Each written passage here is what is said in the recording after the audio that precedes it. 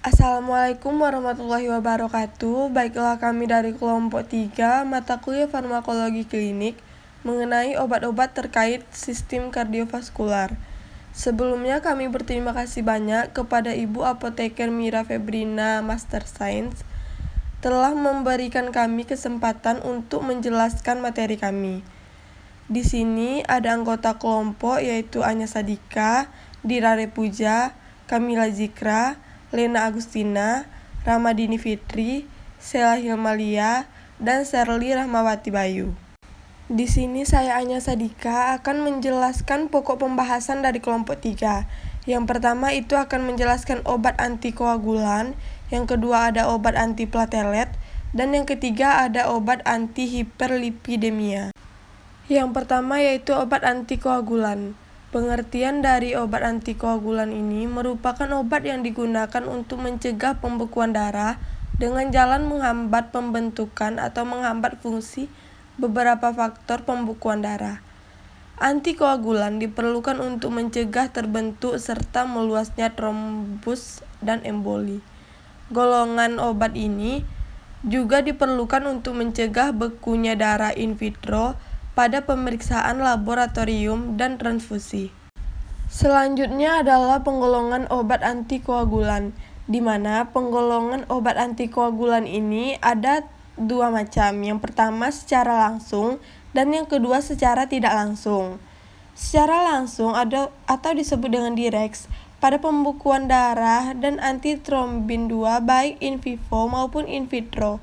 Contohnya adalah heparin PM rendah, yaitu enoxaparin dan nadroparin, dan juga zat-zat heparinoid. Selanjutnya pada tidak langsung, atau disebut juga dengan indirect, mempunyai khasiat menghambat pembekuan darah dengan memutuskan hubungan antara faktor pembekuan yang dibentuk di hati yang memerlukan adanya vitamin K, bekerja secara in vivo. Contohnya adalah antikoagulan oral. Obat antikoagulan langsung. Heparin adalah golongan obat antikoagulan parenteral digunakan untuk pengobatan awal trombosis vena dan embolisme pulmoner karena onset kerjanya cepat. Pasien yang mengalami trombombolisme berulang dapat diberikan heparin dalam jangka panjang atau meskipun mendapat antikoagulasi oral yang memadai. Contohnya adalah pasien yang sindrom Trouse. Heparin digunakan pada penanganan awal pasien dengan angina tidak stabil atau infark miokardial akut selama dan setelah angioplasti koroner atau pemasangan stent, dan selama pembedahan yang memerlukan operasi bypass kardiopulmoner. Heparin juga digunakan untuk mengobati pasien tertentu dengan koagulasi intravaskular yang menyebar. Baiklah, sebelumnya perkenalkan nama saya Dirare Puja dengan NIM 2001052. Saya akan melanjutkan penjelasan dari teman saya. Yang kedua yaitu antikoagulan tidak langsung. Antikoagulan tidak langsung menghambat sintesis faktor 7, 9, 10, dan 2 atau protrombin di hati yang tergantung vitamin K dan dapat pula disebut antagonis vitamin K. Beberapa antikoagulan tidak langsung yaitu warfarin, asenokumarol, dan fenprokumon. Struktur kimia dari zat kumarin ini sangat mirip dengan vitamin K, namun berkhasiat sebagai saingan atau antagonis vitamin tersebut. Sebagai antagonis vitamin K, zat ini menghalangi pembentukan faktor pembekuan di dalam hati, yaitu protrombin, serta mengurangi pembentukan fibrin. Karenanya, proses pembekuan darah terhambat secara tidak langsung. Selanjutnya yaitu mekanisme kerja obat antikoagulan. Yang pertama, antikoagulan langsung. Heparin bekerja dengan cara mengikat antitrombin 3 membentuk kompleks yang berafinitas lebih besar dari antitrombin 3 sendiri terhadap beberapa faktor pembekuan darah aktif, terutama trombin dan faktor XA. Oleh karena itu, heparin mempercepat inaktivasi faktor pembekuan darah. Dosis kecil heparin dengan AT3 menginaktivasi faktor XA dan mencegah pembekuan dengan mencegah perubahan protrombin menjadi trombin. Heparin dengan jumlah yang lebih besar bersama AT3 menghambat pembekuan dengan menginaktivasi trombin dan faktor-faktor pembekuan sebelumnya sehingga mencegah perubahan fibrinogen menjadi fibrin. Heparin juga menginaktivasi faktor 13A dan mencegah terbentuknya bekuan fibrin yang stabil. Nah, yang kedua yaitu antikoagulan tidak langsung. Apabila terjadi perlukaan, maka proses pembekuan darah akan diawali dengan serangkaian reaksi biokimia yang sangat kompleks, di mana akan terbentuk bekuan darah atau slot dari benang-benang protein insoluble yang memblok sel darah dari luka. Darah membeku karena fibrinogen yang larut berubah menjadi fibrin yang tidak larut. Pada proses pembekuan darah, beberapa protein dalam sirkulasi berinteraksi dalam rangkaian reaksi proteolitik yang berurutan. Pada tiap langkah, satu faktor pembekuan zimogen mengalami proteolisis terbatas dan menjadi suatu protease yang aktif. Baiklah, saya Lena Agustina dengan NIM 2001061 akan melanjutkan penjelasan dari teman saya sebelumnya tentang rute pemberian dan dosis dari obat golongan antikoagulan langsung, yaitu heparin. Heparin tersedia sebagai larutan untuk pemakaian parenteral dengan kekuatan 1000 sampai 40.000 unit per mili dan dapat heparin dengan kekuatan 20.000 sampai 40.000 unit per mili. Pemberian intravena biasanya dimulai dengan 5.000 unit dan selanjutnya 5.000 sampai 10.000 unit untuk tiap 4-6 jam, tergantung dari berat badan dan respon penderita. Untuk anak-anak dimulai dengan 50 unit per kilogram berat badan dan selanjutnya 100 unit per kilogram berat badan tiap 4 jam. Pada infus intravena, heparin 20.000 sampai 30.000 unit dilarutkan dalam 1 liter larutan glukosa 5% atau NaCl 0,99% dan diberikan dalam 24 jam. Untuk mempercepat timbulnya efek, dianjurkan menambah 5.000 unit langsung ke dalam pipa infus sebelumnya. Yang kedua yaitu golongan antikoagulan tidak langsung. Hanya sebagian kecil dikumarol dan warfarin yang terdapat dalam bentuk bebas dalam darah, sehingga degradasi dan ekresi menjadi lambat. Masa paruh warfarin sendiri yaitu 48 jam, sedangkan masa paruh dikumarol sendiri 10-30 jam. Masa paruh dikumarol sangat bergantung dosis dan berdasarkan faktor genetik berbeda pada masing-masing individu. Dikumarol dan warfarin ditimbun terutama dalam paru-paru, hati, limpa, dan ginjal. Makin besar dosis awal yang diberikan, maka makin cepat timbulnya efek terapi. Tetapi, dosis harus tetap dibatasi agar tidak sampai menimbulkan efek toksik. Lama kerja sebanding dengan masa paruh obat dalam plasma. Untuk bihistoksikkumarin atau kumarin di kumarin, dosisnya yaitu pada hari pertama diberikan 200-300 mg, dilanjutkan dengan 25-200 mg pada hari-hari berikutnya, tergantung dari respon terapeutik. Sedangkan natrium warfarin, dosis awalnya yaitu 40-60 mg, dosis penunjangnya yaitu 2-15 mg per hari, atau dosis awalnya yaitu 10-15 mg per hari, dan dosis penunjangnya 2-15 mg per hari. Yang kedua yaitu obat antiplatelet. Obat antiplatelet adalah obat yang dapat menghambat agregasi trombosit sehingga menyebabkan terhambatnya pembentukan trombus yang terutama sering ditemukan pada sistem arteri. Golongan obat ini sering digunakan pada pasien stroke untuk pencegahan stroke ulangan dengan mencegah terjadinya agregasi platelet. Antiplatelet pada pasien stroke bekerja dengan cara mengurangi agregasi platelet yang ada sehingga dapat menghambat pembentukan dari trombus pada sirkulasi arteri, di mana antikoagulan kurang dapat berperan. Mekanisme kerja antiplatelet. Peristiwa kunci dalam aktivasi dan agregasi trombosit adalah peningkatan kalsium sitoplasma. Hal ini menyebabkan perubahan konformasi reseptor GP2B atau 3A yang tidak aktif pada membran plasma ke reseptor dengan afinitas tinggi untuk fibrinogen yang membentuk hubungan silang antara trombosit dan karenanya agregasi TXA2 trombin dan 5-HT mengaktifkan fosfolipase C dan inositol 1 4,5 trifosfat atau INSP3 yang dihasilkan merangsang pelepasan kalsium dari retikulum endoplasma. ADP menghambat adenyl siklase dan penurunan siklik adenosin monofosfat atau CAMP kembali meningkatkan kalsium sitoplasma. Semua obat antiplatelet bertindak satu atau lain cara untuk menghambat jalur aktivasi platelet yang bergantung kalsium ini.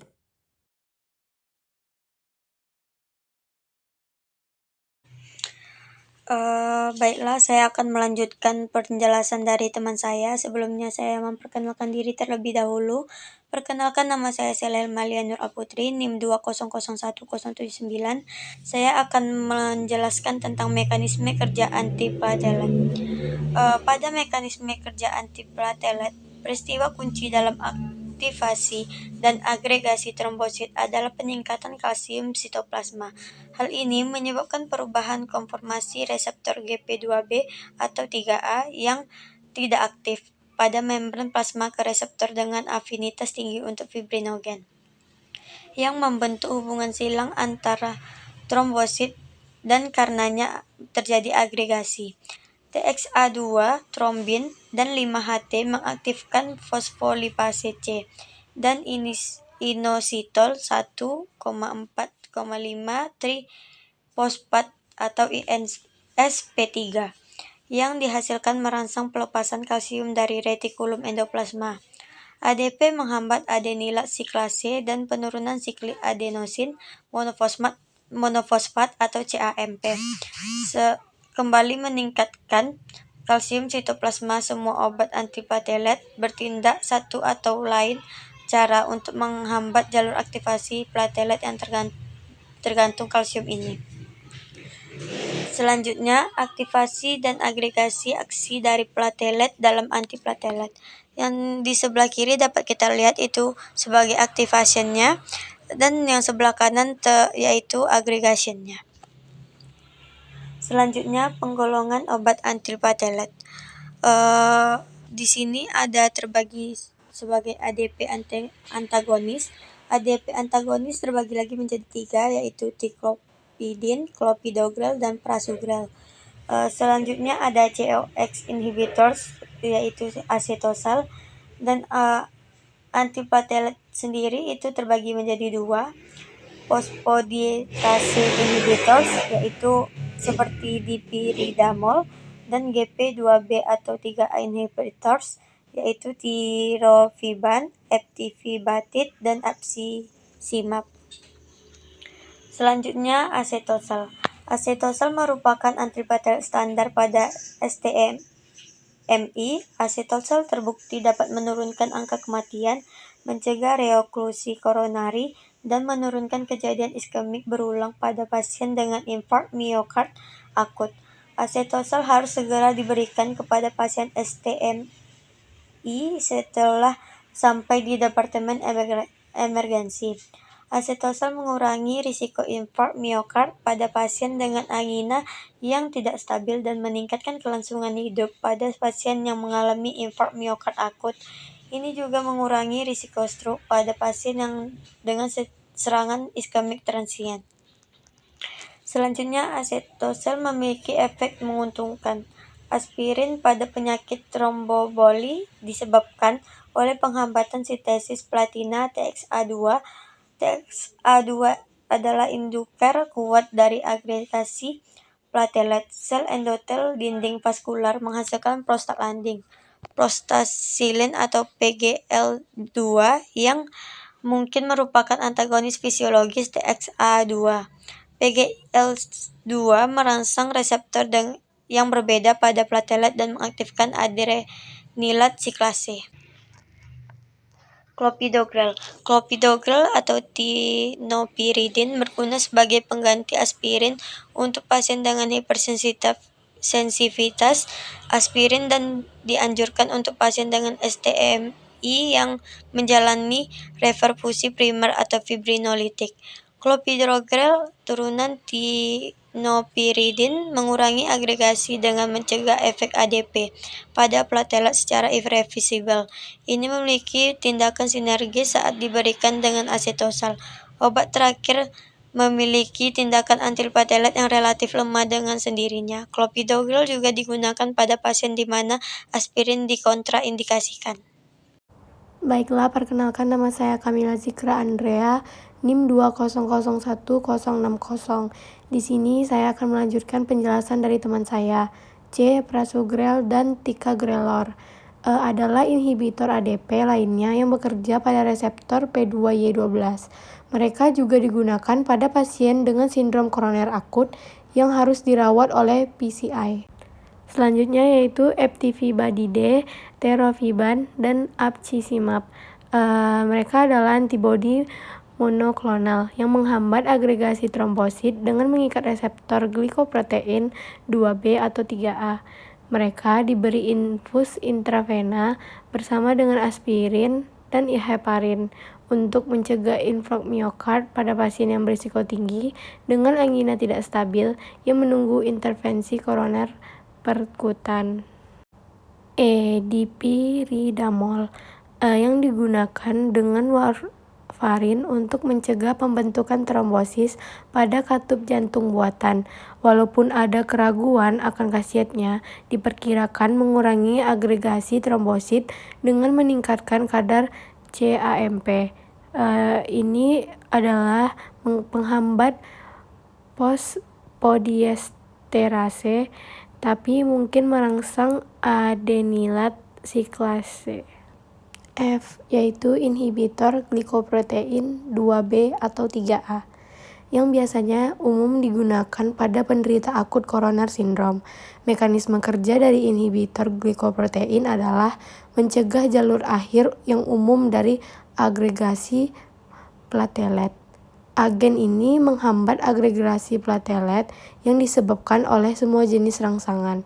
Ada 3 jenis glikoprotein 2B atau 3A yang biasanya digunakan, yaitu apcizimab, eptibatida, dan tirofiban. G.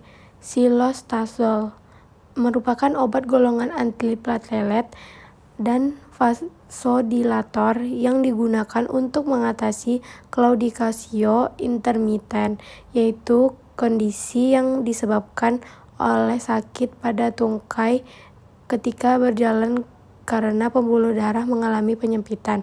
Mekanisme kerja dari cilostazol adalah dengan menghambat platelet atau trombosit yang saling menempel sehingga mencegah terjadinya penggumpalan darah. Cilostazol juga membuat pembuluh darah melebar sehingga memperlancar aliran darah dan menambah pasokan oksigen pada sel tubuh. Dosis obat yaitu dewasa 100 mg 2 kali sehari, biasanya 30 menit sebelum atau 2 jam setelah makan. Selanjutnya H-dissolve merupakan fraksi bioaktif protein yang bekerja sebagai agen antitrombolitik dan trombolitik. Dissolve dapat mengurangi trombus atau gumpalan-gumpalan, kekentalan darah, agregasi trombosit, pengentalan darah, dan meningkatkan pembekuan lisis dan fibrinolisis. Kandungan bioaktif protein fraction DLBS 1033 diindikasikan untuk membantu memperbaiki sirkulasi darah. Baiklah, saya Ramadini Fitri dengan NIM 2011071 akan melanjutkan penjelasan materi sebelumnya. kita masuk ke obat aspirin, di mana aspirin merupakan antiplatelet yang banyak digunakan dalam pencegahan berulang pada penyakit stroke dikarenakan rendah biaya dan profil efek samping yang dapat diterima. Nah, aspirin secara umum digunakan untuk mengobati rasa sakit dan juga nyeri seperti sakit kepala, sakit gigi, nyeri otot, nyeri sendi pada artritis, dan juga digunakan untuk menurunkan demam. Adapun mekanisme kerja aspirin seperti dapat kita lihat pada gambar di samping, di mana aspirin menghambat sintesis tromboksan A2 atau TXA2 di dalam trombosit pada prostaskilin atau PGI2 di pembuluh darah dengan menghambat secara irreversibel enzim siklosid genase. Namun siklosid genase ini juga dapat dibentuk kembali oleh sel endotel yang seperti kita ketahui bahwa sel endotel merupakan suatu lapisan tunggal yang melapisi seluruh sistem vaskuler. Nah, penghambat enzim siklosid genase terjadi dikarenakan aspirin mengasetilasi enzim tersebut. Nah, aspirin dengan dosis kecil hanya dapat menekan pembentukan TXA2. Sebagai akibatnya terjadilah pengurangan agregasi pada trombosit. Kemudian kita masuk ke obat selanjutnya yaitu dipiridamol. Dipiridamol menghambat ambilan dan metabolisme adenosine oleh eritrosit dan sel endotel pembuluh darah.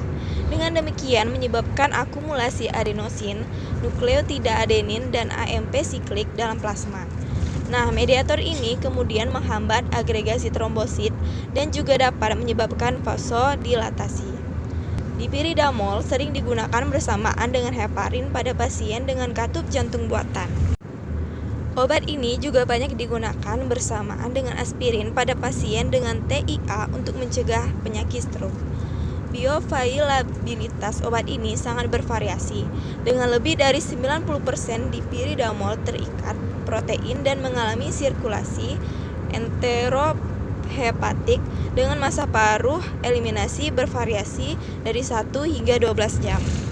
Kemudian kita lanjut ke obat ketiga yaitu obat antihiperlipidemia. Di mana obat antihiperlipidemia ini merupakan obat yang digunakan untuk menurunkan kadar lipid plasma atau lemak dalam darah.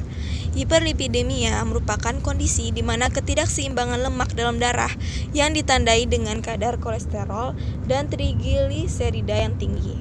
Meskipun keduanya berguna bagi tubuh, apabila kadarnya tinggi dapat menyebabkan penumpukan plak pada dinding pembuluh darah. Dengan seiringnya waktu, maka plak tersebut akan membesar dan menyumbat arteri sehingga menyebabkan penyakit kardiovaskuler, serangan jantung, dan juga stroke. Baiklah, sebelumnya perkenalkan saya Sarli Rahmawati Bayu dengan NIM 2001080. Jadi di sini saya akan melanjutkan penjelasan dari teman saya sebelumnya. Baiklah, saya akan menjelaskan penggolongan obat antihiperlipidemia. Jadi, obat antihiperlipidemia ini memiliki 4 golongan, yaitu ada golongan statin, golongan resin, golongan asam fibrat, dan golongan niacin. Golongan statin memiliki mekanisme kerja yaitu menghambat sintesis dalam hati dengan menghambat HMG-CoA reduktase, merupakan enzim yang mengubah asam mevalonat menjadi kolesterol. Contoh obatnya itu ada simvastatin, lovastatin, serivastatin, pravastatin, fluvastatin, rosuvastatin, dan atorvastatin. Berikutnya ada golongan resin. Jadi golongan resin ini memiliki mekanisme kerja yaitu mengikat garam empedu di lumen usus sehingga menghambat sirkulasi enterohepatik sehingga sekresi steroid yang bersifat asam dalam artinya meningkat. Contoh obatnya yaitu ada kolesteramin, kolestipol, dan selesevelam.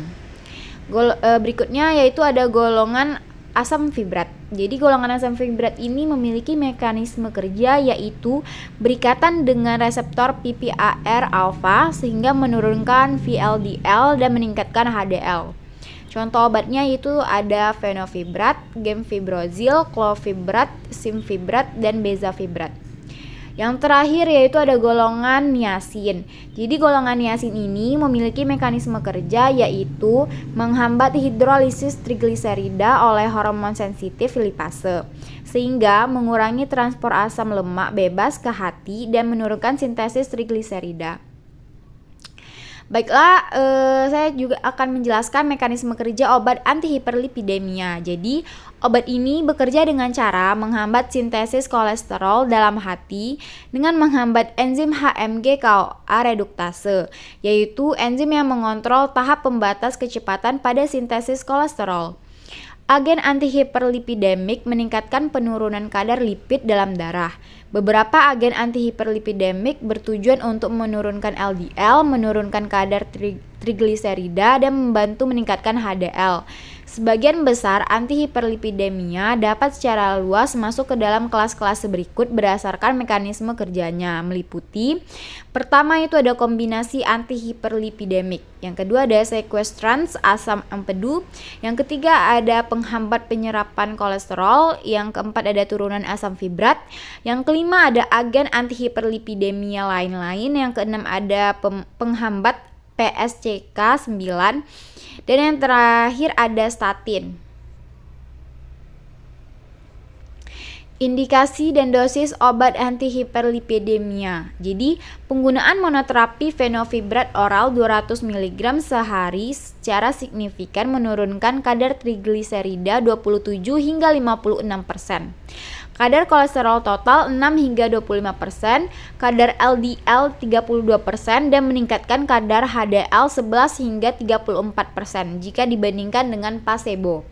Studi lain menunjukkan peningkatan secara signifikan kadar ApoAL pada penggunaan fenofibrat 200 mg per hari jika dibandingkan dengan penggunaan gemfibrozil 1200 mg per hari. Selain daripada itu, juga dilaporkan bahwa penggunaan kombinasi fenofibrat oral 160 mg per hari dan simvastatin oral 20 mg dapat memperbaiki kadar total kolesterol, LDL-C, HDL-C, dan trigliserida jika dibandingkan dengan penggunaan fenofibrat sendiri atau simvastatin sendiri.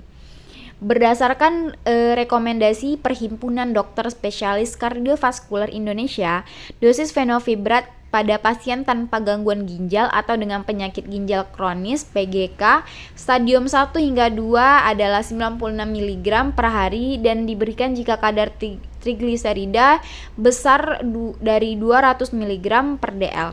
Pada pasien PGK stadium 3, dosis diturunkan menjadi 48 mg per hari. Sedangkan pada pasien dengan PGK stadium 4 hingga 5 atau pasien transplant ginjal, obat ini tidak boleh digunakan.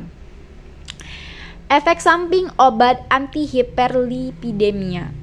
Antihiperlipidemia dapat menyebabkan beberapa efek samping yang tidak diinginkan.